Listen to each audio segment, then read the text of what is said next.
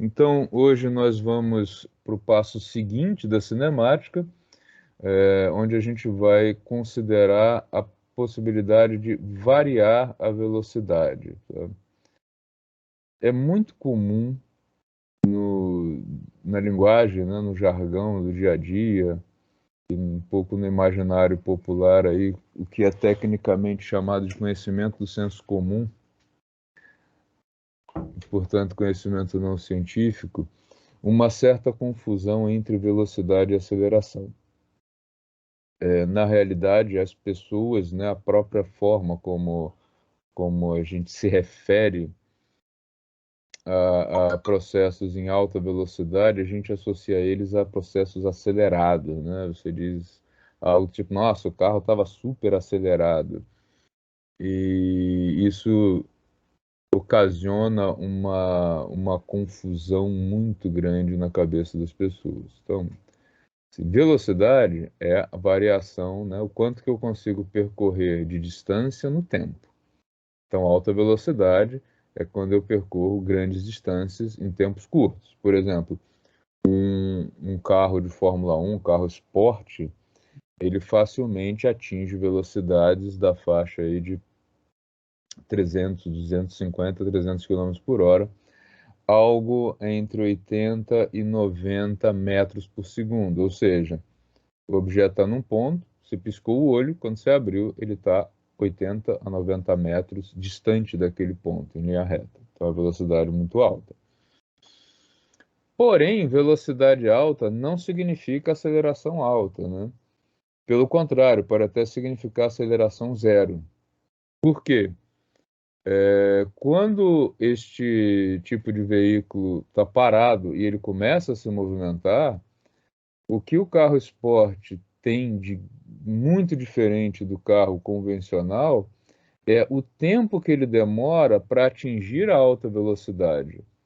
Tanto é que uma das medidas feitas aí pelos analistas de veículos esportivos é o tempo que aquele carro demora para atingir 100 km por hora, né? Ligou, zero, o carro está parado, de 0 a 100 em tantos segundos. Uma das medidas mais usadas para tratar do desempenho do carro. E essa sim, uma medida de aceleração. Porém, quando o carro atingiu já a velocidade alta, se ele mantiver essa velocidade, a aceleração dele é zero. Né? Então, durante todo aquele percurso, o carro manteve 250 km por hora. E aí o pessoal pensa, nossa, acelerado, né? Mentira, zero de aceleração. A aceleração ocorreu quando ele foi ligado, né? Até ele atingir essa velocidade, né? Que é o que muitas vezes na aviação, na navegação, chama-se de velocidade de cruzeiro. O que é a velocidade de cruzeiro, né? Qual é a origem desse termo? Os grandes navios, que fazem os cruzeiros, né? Eles saem do porto, não podem ligar o motor quando saem do porto, vocês sabiam disso? Os navios não podem ter o motor ligado no porto. Alguém sabia disso? Não fazia a menor ideia. Sabia É, não. eles não Também podem não. ligar o navio do porto. O motor dos navios, ele é muito potente, ele não tem uma baixa potência. Então, se ele for ligado na profundidade e na região do porto, ele pode causar acidentes gravíssimos. Então, quando vocês forem fazer alguma visita a um porto, observem que existem os navios chamados rebocadores. Tá?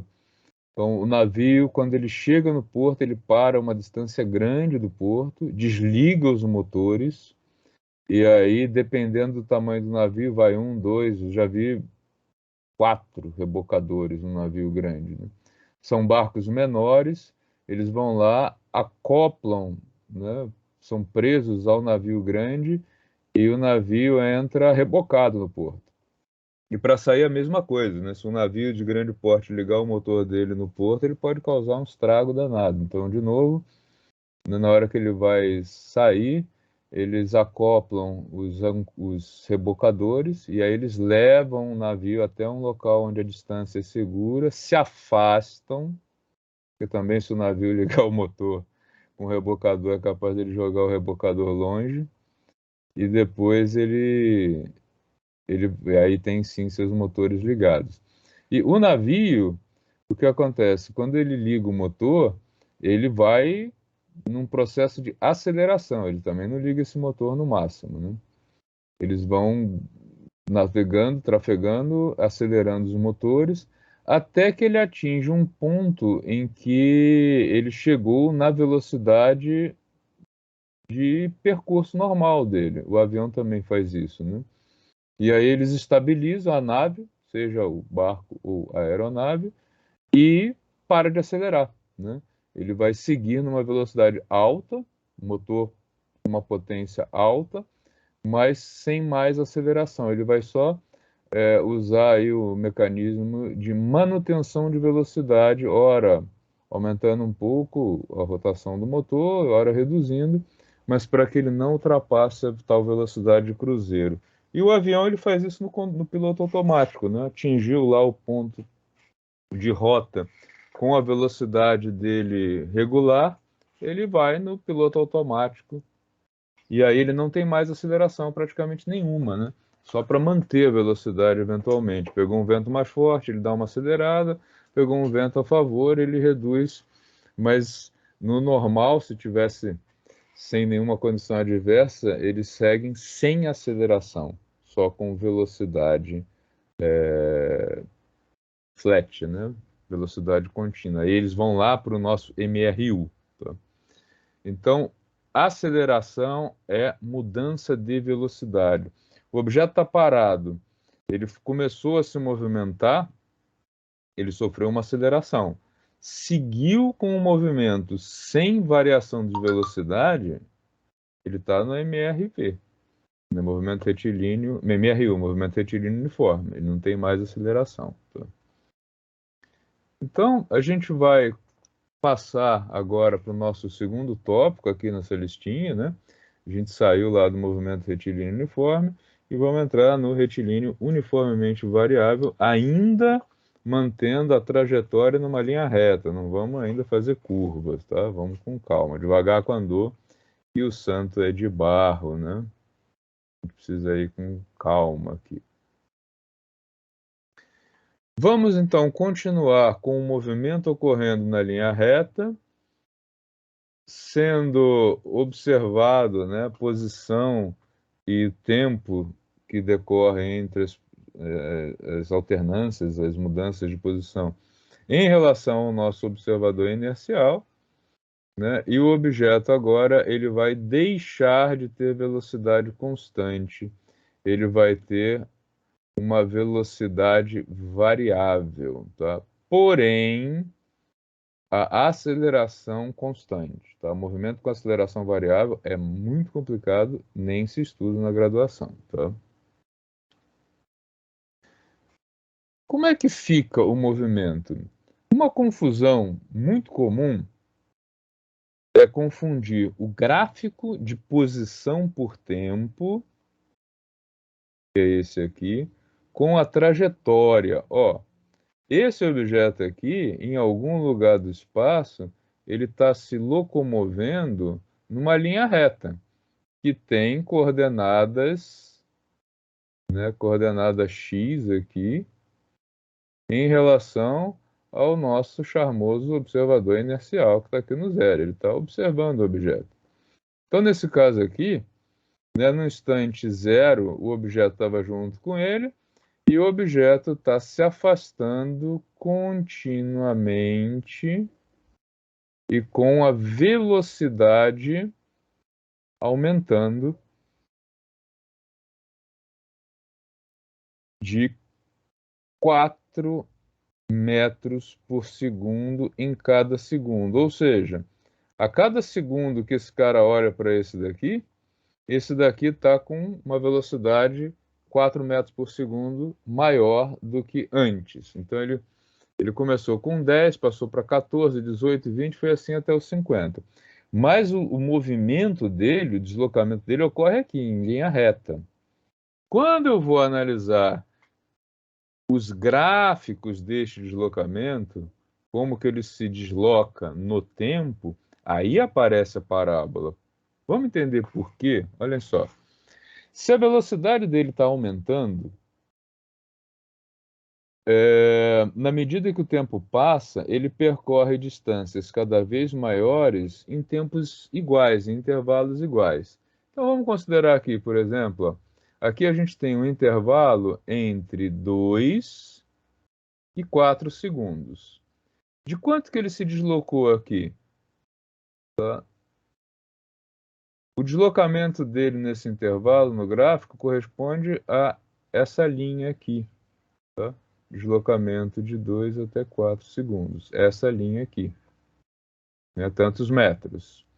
Aí vamos considerar agora entre 6 e 8, tá? Aqui 6 e 8 segundos. Então o objeto estava em 6 segundos uma posição e em 8 segundos ele já estava em outra posição. Olha só, agora, como é que essa linha aqui é maior do que essa? Então, no mesmo instante, no mesmo intervalo, desculpe, não no mesmo instante, em 2 segundos aqui ele teve esse deslocamento e aqui em 2 segundos ele teve este outro deslocamento, de 6 para 8. Que vai aumentar mais ainda quando eu considero a distância de 8 para 10, ó. 8 segundos aqui, 10 segundos aqui em cima, ó. Agora, a distância que ele vai percorrer entre 8 e 10 segundos é muito maior. Por isso, o gráfico, posição no tempo, é uma parábola, mas não a trajetória. Esse cara está correndo em linha reta. Tá? Como é que eu saberia disso olhando para cá? Simples. Se ele tivesse se deslocando não em linha reta, mas fazendo curvas, eu não poderia localizá-lo com a coordenada x apenas. Eu precisaria de xy ou de xyz. Tá? Se eu estou usando uma única coordenada para localizar um objeto em movimento, é porque ele só anda em linha reta. Né? Se ele tivesse num plano, eu já precisaria da segunda. Se ele tivesse se deslocando num plano e também mudando de altitude, né, que é o que acontece no movimento mais livre, mais comum também. Por exemplo, se você sair para correr, né, aí pelas redondezas onde você mora, provavelmente você vai ter um movimento que necessita de 3 coordenadas, porque primeiro você não anda só em linha reta, você vai, né, fazer curvas, e depois você vai ter subidas e descidas. E aí eu preciso da terceira coordenada para localizar o movimento. Então, se o movimento ele tem uma única coordenada, ele tem, termo técnico, um único grau de liberdade, tá? Grau de liberdade 1, 2 e 3. Grau de liberdade 1, o objeto vai para a direita e para a esquerda, ou sobe e desce, mais nada. Grau de liberdade 2, ele se desloca num plano, ele pode fazer curvas. Tá? Ele vai para um lado para o outro, mas ele não sobe nem desce. Né? Ele se mantém no mesmo plano. E quando eu tenho a possibilidade de mudar a altitude, aí sim eu preciso da terceira coordenada. Tem 3 graus de liberdade. Ele pode ir para frente, para trás, para a direita e para a esquerda, composições disso, e também pode saltar ou afundar.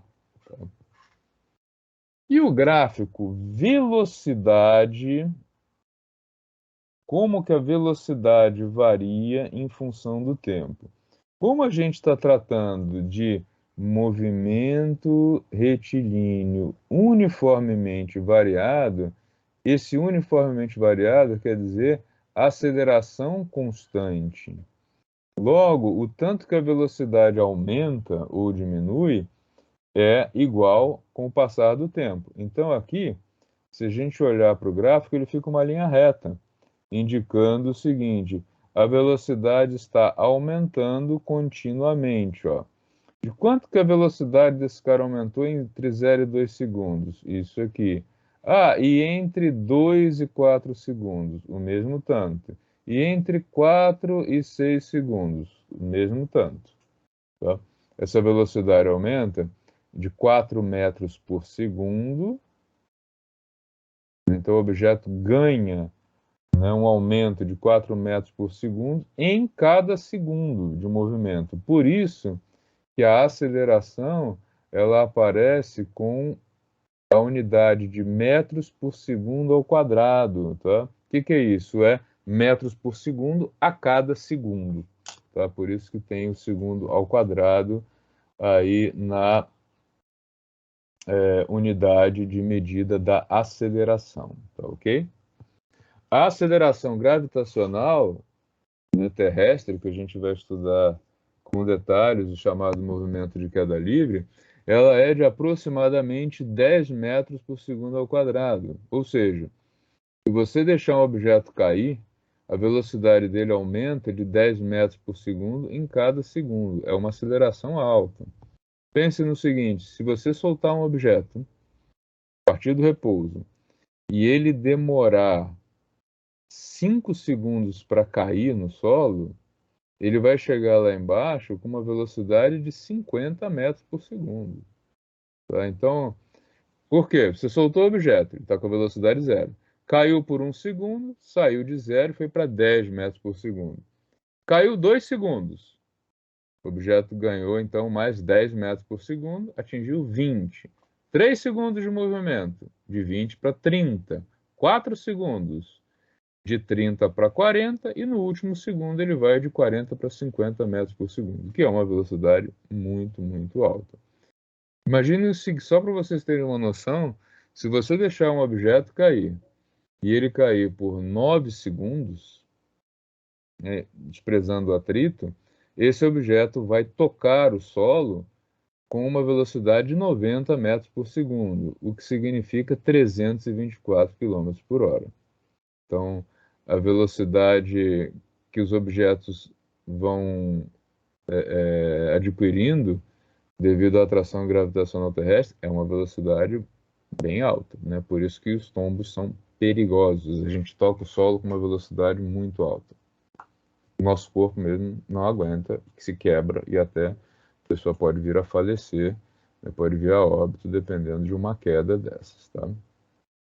Tudo bem até aí, gente? Beleza. Tranquilo? Esse movimento aqui, o que está acontecendo aqui que agora a curva, né, da posição por tempo ficou invertida? Ó. Nossa, isso aqui é um movimento freando? Será que ele está freando? Vamos ver, ó. Posição inicial, 100, velocidade zero. Se eu tenho só uma coordenada, eu já sei que o objeto se desloca em linha reta. Então, o que ele está me dizendo é que o nosso observador inercial está aqui, no zero. E, inicialmente, o movimento, né, o corredor que ele está observando está lá. Nossa, o desenho ficou horrível, mas tudo bem. Ele está aqui a 100 metros de distância. E à medida que o tempo passa, esse cara vai se aproximando dele. Então, é um movimento que ocorre com mudança de velocidade, mas a velocidade no sentido adotado como negativo, né, em relação ao observador. Então, é um movimento acelerado do mesmo jeito, só que com aceleração apontando para o sentido negativo. E esse cara ele vai fazer o quê? Ele vai se aproximar do observador, né? Quando o cronômetro do observador estiver marcando 5 segundos, o cara vai passar por ele, já com uma velocidade alta de 40 metros por segundo, e ele continua, né, a partir daí se afastando, sempre para o lado, perdão, sempre para o lado negativo, né, mas com um aumento crescente de velocidade para a esquerda, da direita para a esquerda. E essa velocidade, né, essa velocidade ela aumenta com uma aceleração alta, uma aceleração aí de menos 8 metros por segundo ao quadrado. Então, ou seja, a cada segundo de movimento, o objeto aumenta a velocidade dele em 8 metros por segundo, mas sempre no sentido negativo. Então a gente tem aqui uma inversão da concavidade da curva, mas a cada intervalo a distância percorrida é maior, né? Então, por exemplo, aqui entre 2 e 4 segundos, esse foi o espaço percorrido.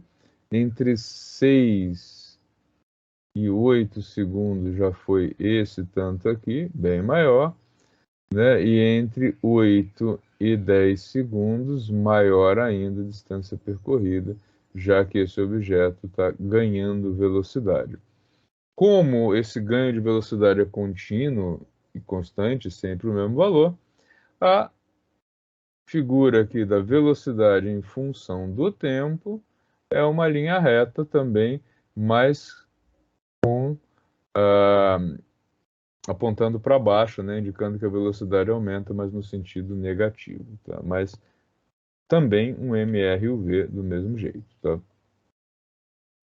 Aqui, esse exemplo é só para elucidar como é que ficaria o gráfico de um objeto que não está na origem do sistema de coordenadas quando o movimento começa, mas está parado. Ele está parado a uma distância de 15 metros. Como é que eu detecto isso? Ó, aqui, tá? A curva não começou do zero. É como se eu tivesse deslocado essa curva para cima e ele continua tendo aqui um aumento, nesse caso, um aumento de 6 metros por segundo em cada segundo. Vai ser a aceleração desse movimento aí, tá? E o gráfico da velocidade, uma reta partindo do zero, tá? Porque ele estava parado inicialmente. Então, visualizando o movimento, a gente tem uma linha reta, que deveria ser uma linha reta, e eu não consigo fazer. Um observador inercial, aqui, como sempre, lá no zero. Tá? O objeto inicialmente parado, o nosso corredor, inicialmente com velocidade zero, né? Estava lá quietinho, porém 15 metros distante do observador. Começou o movimento, disparou o cronômetro, ele começou a ganhar velocidade e foi se afastando, percorrendo distâncias cada vez maiores nos mesmos intervalos de tempo, né? Chegando a uma velocidade impossível para um ser humano de 60 metros por segundo, né? Isso aqui estava mais para um cavalo com um motor mesmo. Tá? Nesse outro exemplo, a gente tem um movimento que também o objeto não parte da origem, o objeto já tem uma posição inicial, neste caso de 20 metros, e também não estava parado, ou seja, quando o cronômetro foi acionado, esse cara já estava correndo e já estava distante do observador inercial. Ele já estava distante 20 metros e ele já estava com a velocidade de 10 metros por segundo. Tá? Então a velocidade dele já era, não era zero. Parecido, por exemplo, vamos pensar em movimentos de corrida de Fórmula 1. Quando os carros saem normalmente, a largada regular, eles sempre saem numa reta. Normalmente nós temos que tipo de movimento lá na largada da Fórmula 1? Nós temos normalmente isso aqui, né? Ops, perdão. Nós temos normalmente isso aqui. Também não. Esquece, não tem aqui. Vamos lá. Nós temos os carros localizados, né, no instante zero, a uma certa distância do ponto onde vai ser dada a largada, que é ali o início da prova. Né? Por isso eles vão se deslocando e quando eles passam lá pelo zero é que efetivamente eles começaram a contar a distância percorrida, mas eles estavam parados. Quando a gente tem aquele início de prova perigoso, turbulento, em que os carros entram em movimento com o tal carro madrinha, e aí é dado um momento em que agora o carro madrinha vai sair da frente, e a largada foi dada, é um movimento como esse daí que está na tela agora. Os objetos nem estão na origem e nem estão parados, eles já têm uma certa velocidade, tá? No caso da Fórmula 1, isso é menos arriscado do que a largada a partir do zero, por vários motivos, né? Um carro pode não conseguir largar, pode ter algum problema, e aí, se o que está atrás larga, ele passa por cima dele, né? Também, os carros têm motores diferentes, os mais potentes aceleram mais, e por isso o grid de largada é extremamente importante, né? Alguém pode sempre perguntar, pô, por que que o grid de largada não é, a ordem não é aleatória, né? Não precisaria ter aquela coisa classificatória e simplesmente você faz uma distribuição aleatória. Daria muitos acidentes, porque os carros mais potentes, eles saem mais rápido, eles conseguem ganhar velocidade mais rápido. E aí, se esse carro estiver atrás, ele provavelmente vai causar um acidente com o carro da frente. Então, além de tudo, aquela coisa do treino, né? Treino oficial, para ver que velocidade cada um atinge, e isso vai determinando a posição no grid de largada, é também para evitar acidentes, tá? Porque senão o carro mais potente poderia sair atropelando os outros, né?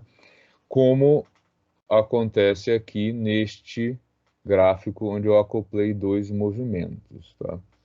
Reparem só aqui, a gente tem no início do movimento, no momento da largada, que o corredor 1 está a 20 metros de distância em relação ao observador inercial. Então, só que esse movimento aqui ocorre em linha reta, né? Seria o análogo só à nossa largada lá da corrida de Fórmula 1. Tá? Então ele sai numa linha reta. Hoje eu estou desenhando tão mal que eu vou ter que usar um recurso que não me agrada, botar uma régua aqui para conseguir fazer o desenho. Deixa eu posicionar. Você viu, professor? Segunda-feira não é ter só para os alunos, não. É tenso, né? Segunda-feira. Ah, que belezinha. Quase deu certo. Melhorou. Uma linha reta, bem mais próxima de uma linha reta do que antes, né? Você tem aqui o observador inercial, charmoso como sempre, um pouco descabelado na segunda-feira, mas ele está lá na origem do sistema, no zero. Vou botar a sobrancelha dele aqui, senão você não reconhece. Tem um corredor junto com ele e tem outro corredor a 20 metros dele quando ele dá a largada. Os dois já estão em movimento. Tá? Eles não estão parados, não é uma largada com os caras parados, eles já estão em movimento quando ele crack, dispara o cronômetro. Tá? É só que um deles está na origem e o outro não. Então, quem que está na origem é o corredor 2. Quem que está a 20 metros à frente é o corredor 1. Tá? Os dois vão ter variação de velocidade. Esse aqui começa com velocidade de 10 metros por segundo, esse cara aqui que está na frente, e o outro de 5. Né? Só que esse cara daqui, ele vai aumentando a velocidade de 5 em 5. E esse daqui vai aumentando de 10 em 10. Então a gente tem que A1 é de 5 metros por segundo ao quadrado, mas o A2, né, e o A2 estava mais para trás, ele tem uma aceleração que é o dobro da aceleração do A1. O que vai acontecer? No gráfico em que a gente analisa a posição em função do tempo, o A2 ele tem uma curva muito mais inclinada, porque ele vai percorrendo espaços, distâncias maiores, nos mesmos intervalos de tempo, e aí ele vai, ó, ultrapassar o outro corredor. Tá? Ele vai ultrapassar o outro corredor em alguma coisa ali na faixa de 2,5 segundos. Tá? Entre 2 e 3 segundos, ele vai ultrapassar o outro. Ó. Ele vai sair aqui de 30 para 60, enquanto que, aliás, não, antes da posição. Ele vai passar o outro aqui entre 1 e 2 segundos. Mas aqui está indicando entre 2 e 4. Tem alguma coisa aqui no gráfico que não está legal. Mas, de qualquer maneira, esse cruzamento indica isso. E este outro cruzamento, desculpa, a velocidade dele é que ele vai ultrapassar antes de 2 segundos. Ó. Isso aqui está marcando o ponto em que um ultrapassa o outro em velocidade, mas não adquiriu, não tomou ainda a dianteira da prova. Ele toma a dianteira da prova, que a gente vai ver pela distância aqui. Tá? Então ele vai tendo a velocidade cada vez mais alta, né, e crescente. Então a gente tem que o A1, o movimento 1 é o azul, o movimento 2 é o laranja, e aqui no segundo gráfico, o Excel faz muito isso que confunde muita gente, tá? O movimento 2 é o azul, é o que chega a maior velocidade, e o movimento 1 ficou em laranja, ele trocou as cores daqui para cá, tá? Então, muito cuidado na hora de fazer a análise usando cores no Excel, porque ele é danado para fazer essa inversão e é automática dele. Você pode até ir lá e fazer a mudança de cor, tá? E esse último, esse gráfico aqui que eu estou mostrando para vocês, a gente tem em amarelo um movimento tal que o gráfico posição no tempo forma uma curva e o outro que forma uma reta. Tá?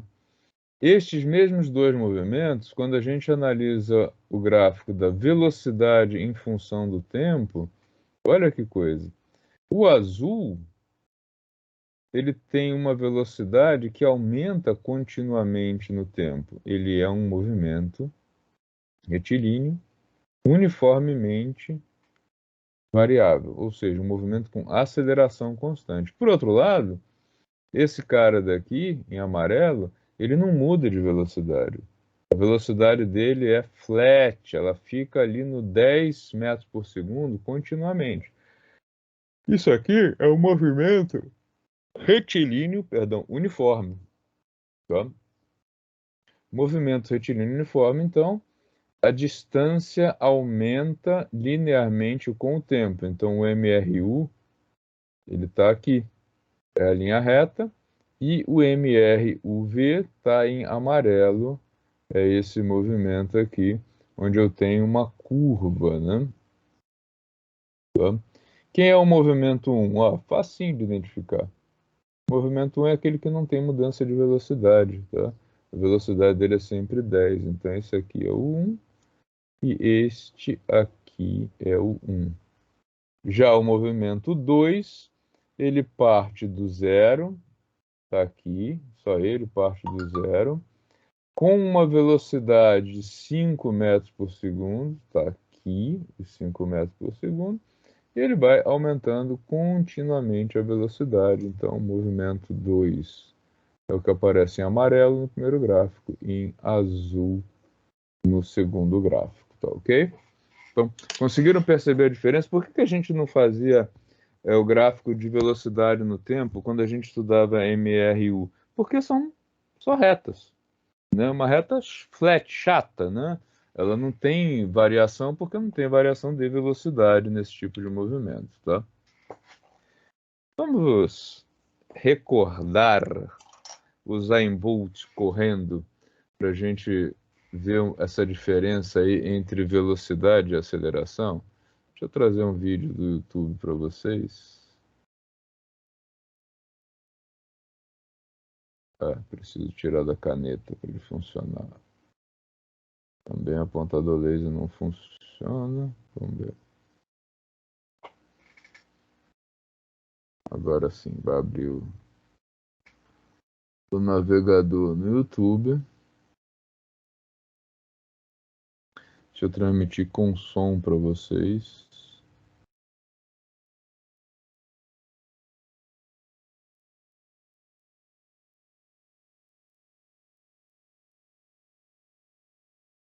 Pular anúncio.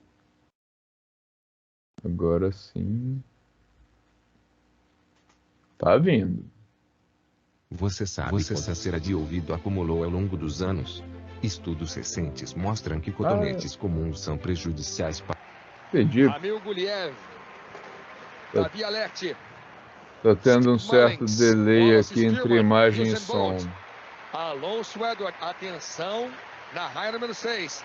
Charles Clark, Sean Crawford. É hora do show. 1,90 m. Espera aí que eu vou recomeçar isso aqui para vocês conseguirem ver. Senão não vai. Ramil Guliev. Então, o que eu quero Davi que Alerte. vocês Steve observem Mullins, Wallace Spearman, Usain Bolt. Alonso Edward, nesse atenção, vídeo aqui do Usain raia Bolt? número 6. O Usain Bolt tem uma característica que ele tinha, né? Foi o maior recordista mundial aí dos 100 metros rasos. Ele tem uma característica que era uma explosão baixa, que significa ele começava a acelerar de maneira com uma aceleração menor que os concorrentes, né? Que é a explosão, que é a largada do zero para a primeira passada, ele era muito lento. Mas ele compensava isso com uma aceleração absurdamente mais alta depois que ele entrava no jogo. Então vocês vão ver que ele sai atrás, tá? E aí ele começa a ultrapassar os outros lá pela metade da prova, ou seja, com 4 a 5 segundos, e termina muito à frente dos outros, uma distância grande. Então ele compensa essa largada inicial fraca dele com uma capacidade de aceleração muito superior à dos demais, que a gente pode ver aqui no vídeo, né, à medida que ele vai progredindo, tá? Então, essa é aí uma diferença entre velocidade e aceleração que a gente pode observar bem interessante, tá? Como a qualidade do vídeo não ficou muito legal, vocês podem ver depois no próprio computador de vocês, que vale a pena para ilustrar, né, isso. Agora, esse movimento deles, dos corredores, ele não pode ser descrito com a matemática que a gente está usando aqui por alguns motivos. Primeiro, ele não ocorre em linha reta, né? Nós precisaremos ali de coordenada x e y, um movimento plano. Segundo, é um movimento com aceleração variável, né? Eles vão aumentando a aceleração até chegar no final da prova com uma aceleração, né, muito alta. Eles vão aumentando a velocidade, mas também aumentando a variação da velocidade, o Usain Bolt. Outros corredores não conseguem. É muito comum que um corredor desse tipo ele atinja uma velocidade e siga com ela até o fim. O diferencial do Usain Bolt era esse, ele conseguia manter a aceleração, né? E aí ele chegava, né, muito mais rápido que os outros, tá? Em termos matemáticos, coisa que vocês adoram, como é que a gente descreve um movimento com aceleração constante? Né? A gente vai usar 3 equações, né? 2 delas já estão aqui. O que são esses termos aqui, ó? Posição do objeto para cada instante de tempo. Onde o objeto estava, mais o quanto que ele se desloca no tempo, devido à velocidade inicial dele, e o quanto que ele se desloca no tempo devido à mudança de velocidade, né? No movimento no MRU, essa função acabava aqui, né? Ele se deslocava sempre com a mesma velocidade, então velocidade vezes tempo. Mas agora eu tenho que esta velocidade aumenta com o tempo, tá? E aí, por isso, né, a gente tem um termo a mais, que é este daqui, ok? Que é o termo que depende do quadrado do tempo e também da aceleração aí do objeto, tá? Uma maneira interessante da gente olhar essa equação aqui seria pensar no seguinte, ó, o x de t é igual à posição inicial mais V0 mais 1/2 de aceleração vezes o tempo vezes o tempo. Tá? Então, o que é isso aqui? É a velocidade que o objeto tinha, mais o que ele vai ganhando de velocidade no tempo. Tá? Que vai dar o segundo termo aí, que é o tempo ao quadrado. Tá? E por isso a velocidade é igual à velocidade inicial mais, né, a variação da velocidade no tempo. Esse 1/2 aqui a gente vai entender um pouquinho melhor mais adiante, quando a gente estiver estudando, quando vocês já tiverem visto derivada, né? Ele, na verdade, esse termo, ele aparece como uma necessidade, porque quando eu faço a derivada da posição no tempo, esse 2 aqui vai cancelar esse 2. Isso aí a gente vai ver mais adiante, tá ok? Porque daqui para cá é um processo de derivação. A derivada da posição em função do tempo é igual à velocidade, tá? Tudo bem, gente? Dúvidas? Tem ainda uma terceira equação muito útil, que é obtida por uma mistura destas duas, tá? Aqui eu tenho a posição em função do tempo e aqui a velocidade em função do tempo. Sempre foi muito difícil medir o tempo, né? Você precisa de um cronômetro, mesmo assim, quando você usa o cronômetro, você tem tempo de reação do cronometrista. Existe uma longa lista de dificuldades de medir o tempo. Inclusive, por exemplo, esse erro que o cronometrista comete, né? O pessoal que trabalha com cronometragem, eles são treinados para reduzir o tempo de reação, que é o tempo entre ver alguma coisa e acionar o cronômetro. E esse erro, perdão, esse erro, ele impacta mais percentualmente em intervalos menores, né? Então, especialmente para movimentos curtos, o impacto do cronometrista é enorme. Você precisa minimizar isso. E aí tem algumas técnicas para minimizar esse erro. Ou então você pode fugir, literalmente, que é o que se fazia no passado, da medida do tempo. Imagine o seguinte: hoje, com toda a parafernália eletrônica que a gente tem, né, cronômetro digital, com botão super fácil de tocar, etc., ainda assim, a cronometragem pode comprometer os resultados de um experimento.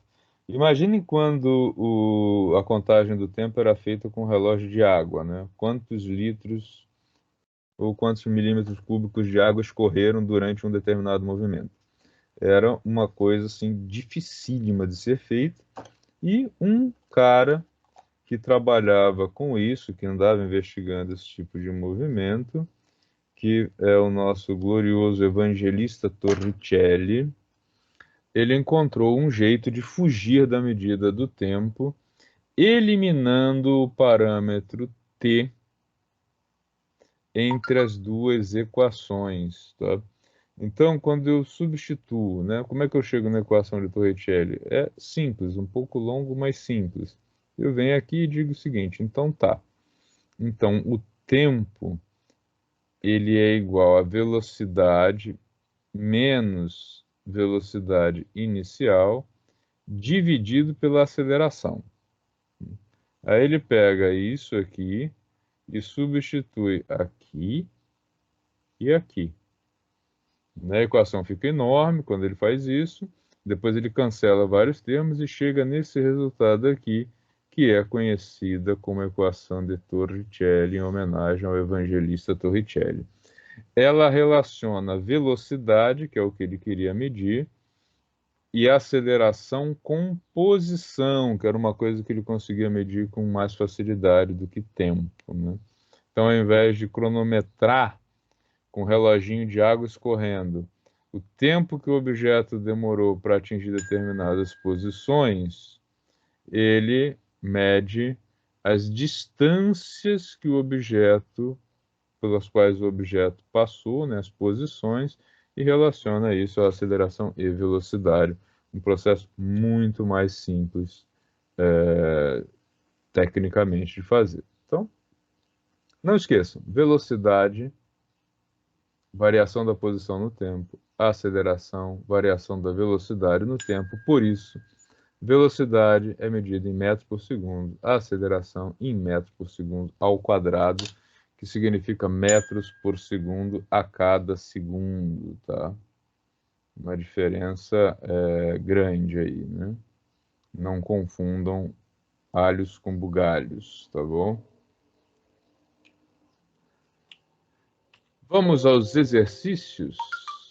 Deixa eu liberar uns exercícios divertidos e recreativos para vocês aqui no sistema. Divertido e recreativo por minha conta, né? Não de vocês. Tudo bem. Vamos lá que eu vou liberar a tarefa aqui no sistema. Enquanto isso, se alguém tiver alguma pergunta, quiser fazer algum comentário, fique à vontade. Vamos aos grupos para vocês fazerem a atividade. O que vocês acham? Lembrando que a entrega é individual, mas fica aí os grupos, tá? Se por acaso alguém ficar sozinho no grupo, me avisa, porque essa divisão aleatória pode ser que tenha alguém que esteja só acompanhando a aula, mas não consiga fazer a atividade, porque está em horário de trabalho, vai fazer depois. Caso algum grupo fique aí muito solitário, me avisem que eu realoco vocês aqui, tá ok? Então vamos lá, são 10h37, acho que dá tempo de fazer e corrigir hoje. Vamos ver como é que vocês vão se sair, tá bom? Sem atropelo. Vou iniciar os grupos, então. Qualquer coisa me chamem por aqui.